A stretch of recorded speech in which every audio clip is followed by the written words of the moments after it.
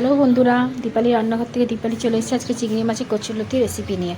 চিংড়ি মাছগুলোকে ধুয়ে রেখেছি, নুন হলুদ মাখিয়ে নিলাম। দেখো, চিংড়ি মাছটাকে কচুরলতিটাকেও ধুয়ে সেদ্ধ করে রেখেছি। আমি নুন হলুদ আর তেঁতুল দিয়ে সেদ্ধ করেছি। চিংড়ি মাছটাকে ভেজে নিয়েছি। আর এখানে সেদ্ধ করা কচুরলতি আছে।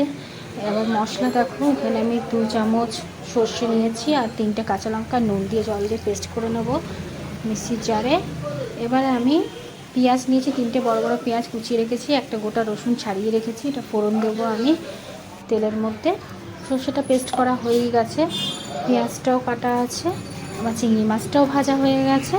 এবার কড়াইতে তেল দেব, দিয়ে রসুনগুলো দিয়ে দিচ্ছি ফোড়নের জন্য। এইভাবে চিংড়ি মাছের কচুরলতি করো বাড়িতে, সত্যি অসাধারণ খেতে লাগে। এটা দিয়ে শুধু ভাত খাওয়া হয়ে যাবে। এবার দেখো, পেঁয়াজগুলো দিয়ে দিলাম এর মধ্যে। আমার এই রেসিপিটা যদি তোমাদের ভালো লাগে তাহলে অবশ্যই লাইক কমেন্ট সাবস্ক্রাইব করতে ভুলো না। তোমরা নিত্য নতুন রেসিপি দেওয়ার জন্য অবশ্যই চ্যানেলটাকে সাবস্ক্রাইব করো। দেখো, পেঁয়াজটা আমার আধা ভাজা হয়ে গেছে। এবার আমি এর মধ্যে কচুরলতিটা দিয়ে দেবো। কচুরলতিটা যেহেতু আমি নুন হলুদ আর তেঁতুল দিয়ে সেদ্ধ করে রেখেছি, তাই আমি এখন এখানে নুন দেবো না। ভালো করে নেড়ে চেড়ে নিলাম।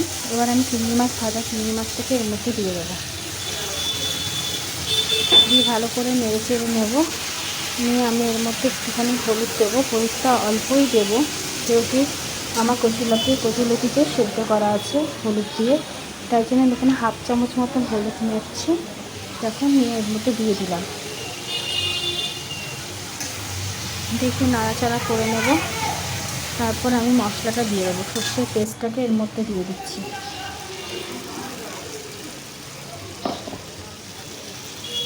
নুনটা কিন্তু আমি এখানে অ্যাড করছি না, যেহেতু নুন সব কিছুতেই দেওয়া আছে। চিংড়ি মাছ ভাজাতে নুন আছে, কচুরলতিতে নুন আছে, পেস্টে নুন আছে, সর্ষে পেস্ট করার সময় নুন আছে, তাই এখানে আর নুন দিতে লাগবে না। দেখো, জলটা পুরো টেনে নিয়েছে, মাখা মাখা হয়ে গেছে আমার কচুরলতি চিংড়ির ডাল।